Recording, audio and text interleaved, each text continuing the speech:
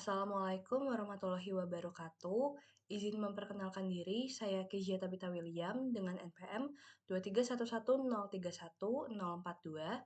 Di sini saya akan menjelaskan video tutorial pengisian SPT Cortex untuk WPOP. Oke, kita mulai masuk ke pengisian SPT tahunan pajak penghasilan wajib pajak orang pribadi. Kita mulai dari tahun pajak, di mana tahun pajaknya adalah tahun 2025. Periodenya bulan mulai Januari, bulan akhirnya bulan Desember. Statusnya adalah normal, sumber penghasilan itu ada dari dua, yaitu dari pekerjaan dan pekerjaan bebas.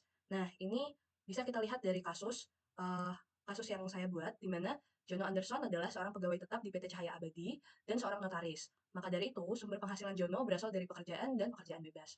Lalu metode pembukuan yang digunakan adalah metode pencatatan. Kita masuk ke identitas wajib pajak, di mana untuk NIK, jenis ID, nomor telepon, dan email, itu semua saya asumsikan. Nah, untuk namanya kita isi sesuai dengan di kasus tadi, nama WP-nya adalah Jono Anderson. Kita masuk ke bagian ikhtisar penghasilan neto, di mana untuk poin 1A, ya Jono menerima penghasilan dalam negeri dari pekerjaan, di mana penghasilan dalam negerinya itu sejumlah 392.846.000. Nah, nominal ini kita dapatkan dari penghasilan neto Jono sebagai pegawai tetap dari sini, dari perhitungan di dalam kasusnya, di mana ini adalah perhitungan PPh 21 terutang milik Jono Anderson sebagai pegawai tetap. Lalu kita lanjut lagi ke SPT-nya. Untuk bagian B, apakah Anda menerima penghasilan dalam negeri dari pekerjaan? Jawabannya iya. Lalu poin 2, apakah Jono termasuk wajib pajak orang pribadi yang memiliki peredaran bruto tertentu atau orang pribadi pengusaha tertentu? Jawabannya adalah ya, Jono termasuk wajib pajak OPPT. Nah, di sini ada keterangan isi lampiran 3B bagian B. Nah, kita cek dulu lampiran 3B bagian B. Di mana di lampiran 3B bagian B, ini sudah saya isi juga. Di mana ini berisi penghasilan bruto atau peredaran bruto bulanan dari Jono sebagai notaris dari bulan Januari sampai Desember. Penghasilan brutonya saya masukkan. Nah, ini kita dapatkan dari kasus di mana penghasilan bruto atau peredaran bruto Jono per bulan sebagai notaris setiap bulannya tercatat sebagai berikut dari bulan Januari sampai bulan Desember. Nah, nominal ini kita masukkan ke dalam SPT yang tadi. Setelah itu, untuk jumlah peredaran brutonya bisa kita lihat juga jumlah peredaran brutonya sama setiap bulannya karena penghasilan Jono sebagai pekerja bebas itu hanya sebagai notaris. Lalu untuk jumlah PPh-nya ini dikalikan dengan 50% sesuai normanya, peredaran bruto per bulan dikalikan dengan tarif 50%. Sehingga jumlahnya mencapai 452.500.000. Nah, hasil dari perhitungan di dalam SPT ini bisa kita lihat juga di dalam kasus di mana untuk menghitung uh, penghasilan bruto Jono dikalikan dengan tarif bukan pegawai akan menghasilkan nominal sebesar 452.500.000. Perhitungan yang dilakukan dari penghasilan bruto setahun dikalikan dengan 50% juga menghasilkan sebesar 452 juta sekian. Lalu kita kembali lagi ke SPT-nya. Setelah mengisi lampiran 3B, kita kembali lagi ke induk OP1. Di poin yang ketiga, apakah Anda menggunakan norma dalam menghitung penghasilan itu? Jawabannya adalah ya, Jono itu berhak menggunakan NPPN. Lalu kita diminta untuk mengisi bagian lampiran 3B bagian C. Nah, kita uh, ke lampiran 3B bagian C, di mana lampiran 3B bagian C adalah rekapitulasi peredaran bruto untuk pengguna NPPN. Nah, untuk bagian ini juga berisi peredaran bruto Jono setiap bulannya, di mana sama dengan bagian yang B tadi, jumlahnya sebesar 905 juta rupiah. Lalu jumlah peredaran brutonya juga sama, karena Jono hanya memiliki pekerjaan bebas sebagai notaris, dan jumlah PPh-nya, nah, jumlah PPh-nya ini adalah peredaran bruto dikalikan dengan tarif 0,75%, di mana ini merupakan tarif norma untuk menghitung PPh 25 angsuran setiap bulannya. Nah, setiap bulan sama dikalikan tarifnya, menghasilkan jumlah PPh dalam setahun itu sebesar 6.787.500. Nah, ini bisa kita lihat juga di dalam kasus, kita sudah menghitung di mana PPh 25 Jono per bulan, ini totalnya sekian, kita jumlahkan semua menghasilkan sebesar 6.787.500. Sama sesuai dengan yang di SPT tadi. Lalu, uh, kita ke lampiran 3A, 4 bagian A. Nah,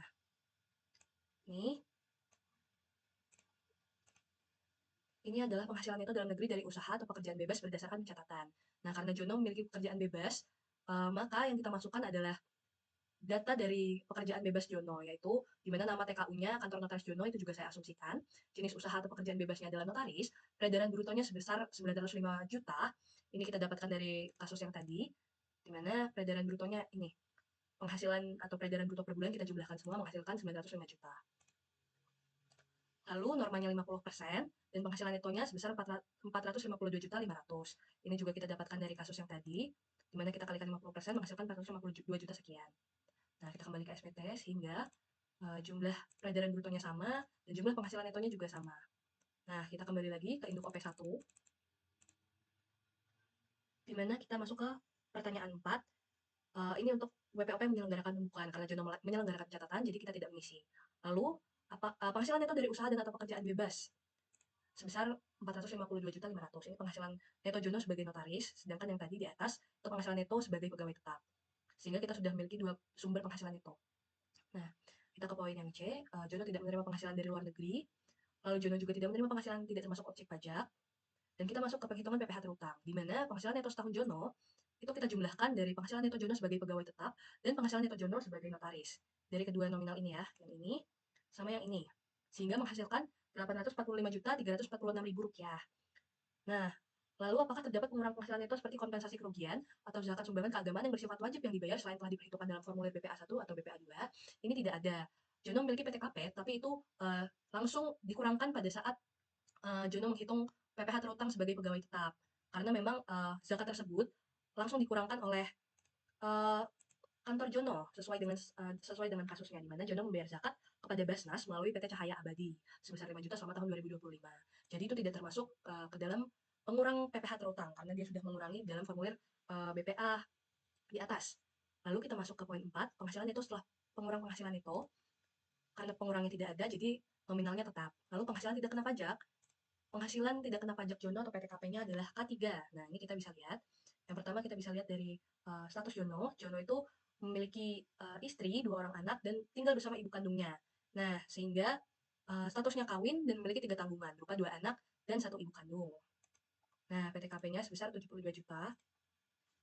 Lalu, untuk penghasilan kena pajak, ini kita mengurangkan penghasilan neto setelah pengurangan penghasilan neto dikurangi dengan PTKP sebesar 773 juta sekian, dan untuk PPh terutangnya itu 176 juta sekian kita dapatkan dari penghitungan tarif pasal 17, di mana ini saya sudah hitung di bagian samping kanan, sehingga total dari penghitungan tarif pasal 17 menghasilkan total 176 juta sekian. Lalu tidak ada pengurang PPh terutang, kita masuk ke bagian, jadi PPh terutang setelah pengurang PPh terutang karena pengurangnya tidak ada, ini masih sama ya nominalnya. Nah, sekarang kita masuk ke kredit pajak, di mana apakah terdapat PPh yang telah dipotong atau dipungut oleh pihak lain? Jawabannya adalah iya. Ini sebesar 53.238.300. Nah, kita akan melihat lampiran 1 bagian E. Kita lihat lampiran 1 bagian E, di mana ini adalah daftar bukti pemotongan atau pungutan PPh. Nah, pengurang atau PPh yang telah dipotong tadi itu dipotong oleh PT Cahaya Abadi, di mana adalah kantor tempat Jono bekerja sebagai pegawai tetap. Ini bukti pemotongannya, NPWP-nya saya buat saya asumsikan. Jenis pajak yang dipotong adalah PPh 21, penghasilan brutonya 411 juta sekian, jumlah PPh yang dipotong atau dipungut sebesar 53.238.000 sekian. Nah, penghasilan bruto dan jumlah PPh yang dipotong dipungut itu kita dapatkan dari untuk penghasilan bruto dari perhitungan PPh 21 terutang Jono sebagai pegawai tetap berasal dari sini. Lalu untuk 53 juta sekian tadi kita dapatkan dari PPh 21 bulan Januari sampai dengan November. Nah, ini tuh dihitung menggunakan tarif TER, di mana totalnya dari bulan Januari sampai dengan bulan November menghasilkan PPh 21 yang dipotong perusahaan 53 juta sekian. Nah, ini tadi kita pindahkan ke SPT yang ini, sehingga totalnya untuk jumlah kredit pajak dalam negeri sebesar 53 juta sekian. Lalu kredit pajak atas penghasilan dari luar negeri itu tidak ada, sehingga jumlah tabel 16 dan 17 itu sebesar 53 juta sekian. Oke, kita kembali lagi ke induk OP1. Angsuran PPh pasal 25. Nah, angsuran PPh pasal 25 ini ada sebesar 6.787.500. Nah, ini tuh kita dapatkan dari perhitungan tadi di bagian lampiran 3B tadi ya. 3B bagian C. Nah, ini penghitungan angsuran PPh pasal 25. Jumlah PPh kolom 16 ini kita pindahkan ke induk bagian D angka 10 huruf B, di mana yaitu induk OP1. Sorry. Di sini ya. Oke. STP PPh pasal 25 ini tidak ada. Terus apakah Anda menerima pengembalian untuk pengurangan kredit PPh luar negeri ini? Tidak. Maka kita lanjut ke induk OP2, di mana PPh kurang atau lebih bayarnya itu sebesar 115.978.000, di mana ini mengurangi poin nomor 9, 10A, 10B, 10C ditambah 10D. Nah, untuk poin nomor 9 itu adalah 176 juta sekian tadi, kita kurangi dengan poin 10A. Dan 10B, untuk poin 10C, 10D itu tidak ada ya. Jadi menghasilkan sebesar 115 juta sekian. Lalu, tidak terdapat surat keputusan persetujuan pengangsuran atau penundaan pembayaran pajak, dan PPh yang masih harus dibayar itu nominalnya masih sama karena tidak ada surat keputusan persetujuan atau persetujuan pengangsuran atau penundaan pembayaran pajak. Lalu untuk pembetulannya juga tidak ada karena SPT ini normal. Untuk permohonan pengembalian PPh lebih bayar juga tidak ada. Terus kita masuk ke angsuran PPh pasal 25 tahun pajak berikutnya. Apakah Anda hanya menerima penghasilan teratur dan berkewajiban membayar angsuran PPh pasal 25 tahun pajak berikutnya? Ini saya isi tidak, karena saya tidak hanya menerima, karena Jono tidak hanya menerima penghasilan teratur. Jono memiliki dua sumber penghasilan, di mana sebagai pegawai tetap dan sebagai pekerja bebas, di mana pekerja bebas itu penghasilannya tidak teratur. Nah, untuk poin B, apakah Anda menyusun perhitungan tersendiri angsuran PPh pasal 25 tahun pajak berikutnya? Untuk poin ini saya isi bagian ya. Nah, dengan nominal sebesar 9.664.000 sekian. Kita lihat lampiran 4 bagian A. Nah, untuk lampiran 4 bagian A, ini adalah penghitungan angsuran PPh pasal 25 tahun pajak berikutnya. Di mana penghasilan netonya sebesar 845 juta sekian. Ini kita dapatkan dari induk OP1 tadi ya. Induk OP1 tadi ini, penghasilan neto ini, kita masukkan ke dalam lampiran 4 tadi. Lalu kompensasi kerugian tahun pajak berikutnya tidak ada, zakat atau sumbangan keagamaan bersifat wajib juga tidak ada, jumlah penghasilan netonya jadi masih sama 845 juta sekian. Untuk PTKP-nya sama statusnya K3, totalnya 72 juta sebagai pengurang. Lalu PKP-nya jadinya 773 juta sekian, 845 juta dikurangi 72 juta. Lalu PPh terutangnya sebesar 176 juta sekian, itu sama kita dapatkan dari induk OP1 tadi di bagian PPh terutang. Lalu untuk kredit pajaknya kita dapat 60 juta sekian. Ini kredit pajaknya ini kita tambahkan dari PPh yang telah dipotong pihak lain, PPh 21 tadi ya yang telah dipotong kantornya si Jono, dan angsuran PPh pasal 25. Jadi 53 juta ini ditambahkan dengan 6 juta, hasilnya 60 juta sekian tadi, itu adalah total kredit pajaknya. Sehingga PPh yang harus dibayar adalah 115 juta sekian, itu 176 juta dikurangi dengan 60 juta sekian. Nah, hasilnya adalah PPh yang masih harus dibayar. Sehingga angsuran PPh pasal 25-nya itu 1/12 dikali dengan 115 juta sekian ini, menghasilkan PPh, angsuran PPh pasal 25 tahun pajak berikutnya sebesar 9.664 sekian. Oke, kembali lagi kita ke induk OP2.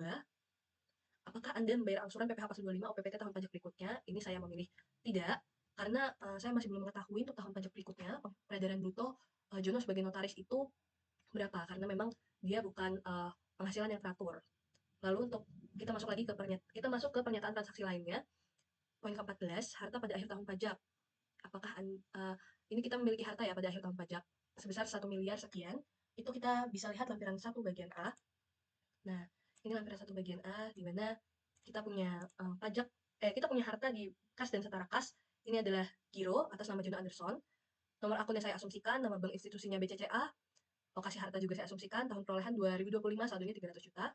Nah, ini kita bisa lihat dari kasusnya tadi, di mana harta yang dimiliki Jono ini ada 3 ya, di mana yang tadi di kas dan setara kas itu ada rek BCCA, ada mobil sedan juga, nanti kita isi di bagian SPT, bagian harta bergerak, dan ada rumah di Pondok Aren, ini nanti kita isi di bagian SPT, harta yang tidak bergerak. Nah, kita cek lagi di bagian SPT-nya, piutang tidak ada, investasi sekuritas tidak ada. Nah, untuk harta bergerak, di mana tadi Jono kan memiliki mobil sedan, kita masukkan datanya ke dalam sini. Nah, untuk kode ini sesuai dengan kode yang terlampir ya di dalam SPT sheet paling terakhir. Nah, mobilnya sedan, merek model saya asumsikan, nomor polisi juga saya asumsikan, kepemilikan saya asumsikan, tahun perolehan 2025 sesuai dengan data di kasus, harga perolehan 700 juta dan nilai saat ininya 700 juta juga. Nah, nominal totalnya segini untuk harta yang bergerak. Lalu kelampiran 1-2 untuk harta tidak bergerak.